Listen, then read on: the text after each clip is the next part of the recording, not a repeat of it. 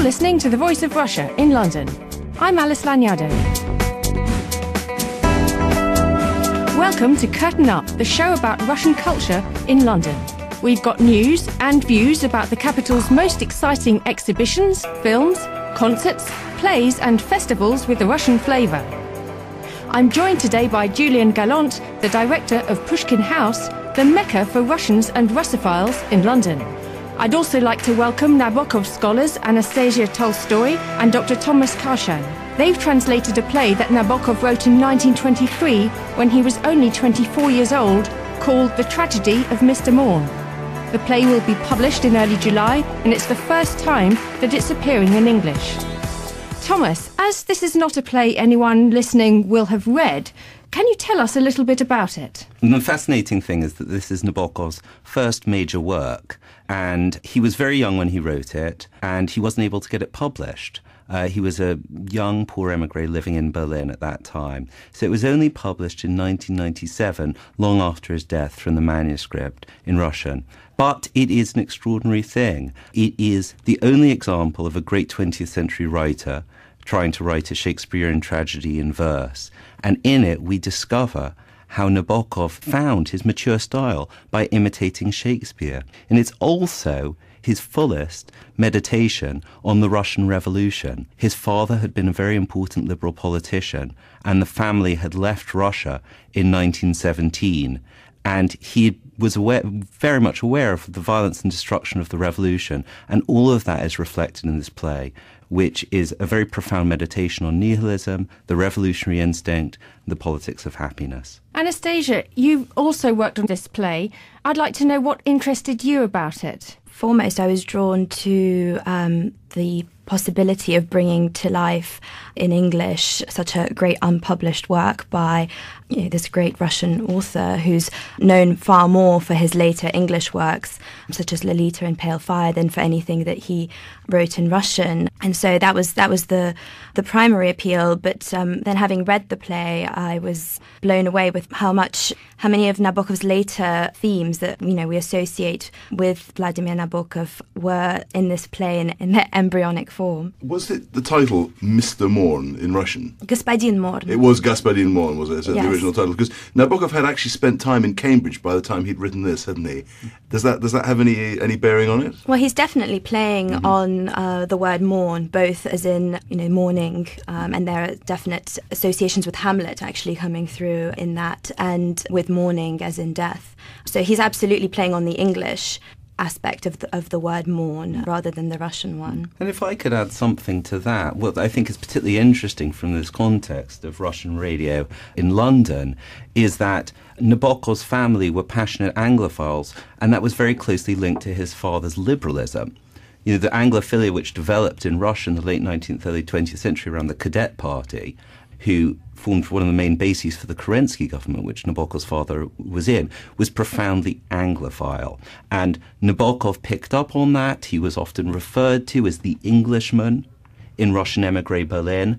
And this play reflects an Anglophilia, an admiration of English middle class liberalism. It tests that against the much more passionate, much more bloody, much more extremist ideologies of Russia. It reflects, as you say, reflects his mature life as well. It reflects what came out, the themes that come out 30 years later, and this tension between reserved Anglo culture and this kind of slightly explosive, slightly anarchic Russian side of him. That's right. Yeah. There's going to be a reading of The Tragedy of Mister Morn at Pushkin House on the Tuesday the 26th and Wednesday the 27th of June at 7:30, Julian.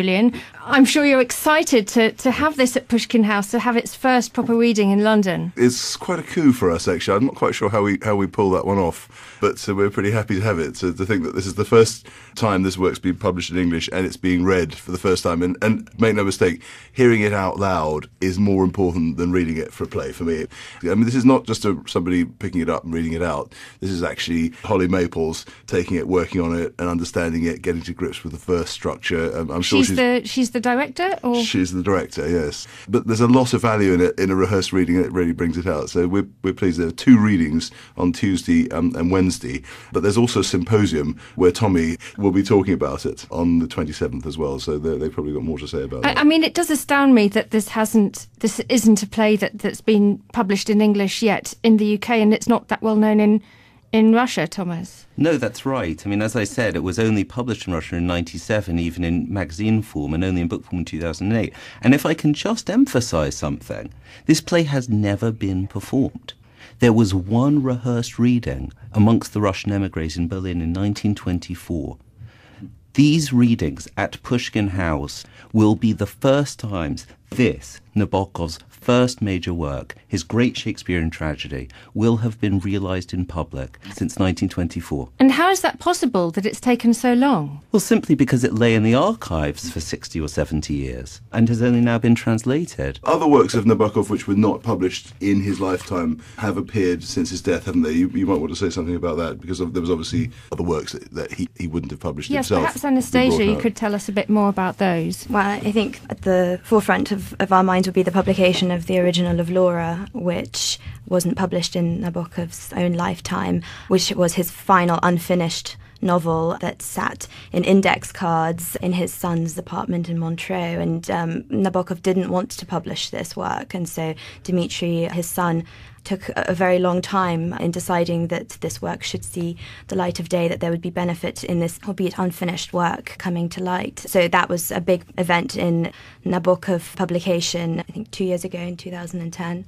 But of course there were many early Russian works which Nabokov himself translated throughout his lifetime. Once he had achieved huge popularity with the publication of Lolita and Pale Fire, there was a great interest on behalf of American publishers and English publishers. And there is still great interest in him today, isn't there? He's still one of the most recognised writers that people still read, him and Jane Austen. Yes, I think that's right. I think of major serious literature, he is one of the few great authors who still has a very large general readership outside universities. He's enormously popular, and he's also been the greatest influence on the fiction of the last 20 or 30 years, I think. People from Martin Amis, through Tom Stoppard, through Paul Muldoon, through John Updike. It's hard to think of a great novelist of the last 30 years in English who doesn't revere Nabokov. You're listening to the Voice of Russia in London. This is Curtain Up, the programme about Russian culture in the capital. The manuscript of this play, was it complete? Was it finished? Very sadly, the Nabokovs, when they submitted the manuscripts to the archive at the Library of Congress, believed that the manuscript was whole. But when the publishers who published it in magazine form in Russia, in the journal Zvezda in 1997, when they went to edit the text, they found that actually about 10 pages of the final scene of the play was missing. And so this translation unfortunately reflects that. I mean, these pages have been lost. 10 pages is, for a scholar like you, that's a lot. For us in the general public, that's really nothing. So well over 95% of this manuscript was ready and waiting for you. Absolutely, and I think, I think from the play as a whole, we get a complete impression of what Nabokov was trying to do with this work. And it's just incredible that he wrote this aged 24, a mature piece of work, a serious play. Is it something that's very different from his later work, Anastasia? I think that actually looking at this play, it becomes obvious the extent to which Nabokov's mature style perhaps came out of these Shakespearean influences, and something like Pale Fire, for example. If you look at it through the lens of a play like this, you become distinctly aware to the extent to which Shakespeare played a great role in his mature writing. Now, Thomas, you've kindly agreed to read an extract from the play for us today. Please go ahead and tell us what you're going to read. The play contains three major male figures at least, one of whom is the revolutionary leader Tremens, who is passionate, destructive nihilist on the model of some of Bazarov, the nihilist in Turgenev's Fathers and Sons, or some of Dostoevsky's anarchic terrorists. And he is opposed by Morn, the king, a spirit of happiness and make-believe, whose kingdom of make-believe happiness Tremens wants to tear down. So I thought that one of the most interesting passages for your audience would be one in which Tremens expresses this dark nihilistic philosophy through which Nabokov hoped to represent all that he thought was dangerous about the revolution, at the same time as it shows how Nabokov's poetry develops itself out of that dark destructiveness. So I'll just read one of Tremens' first speeches. You say the king is a great sorcerer. Agreed. The sun has swollen the taut granaries. The wonders of science are accessible to all. Labour is lightened by the play of hidden forces, and the air is clean in the warbling workshops. With all this I agree.